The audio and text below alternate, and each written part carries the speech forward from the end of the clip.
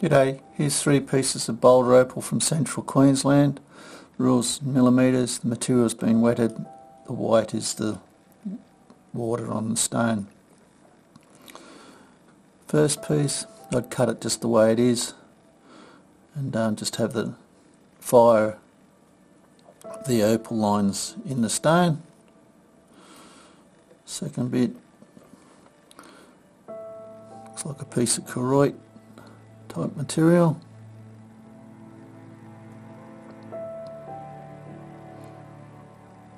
Make a nice little stone there already. It's a nice pattern, not a lot of fire in this piece. Ready to shape, make into a pendant.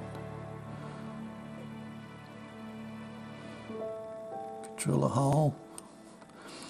Suspend it like that, make a cheap one. Hope you've enjoyed. Cheers.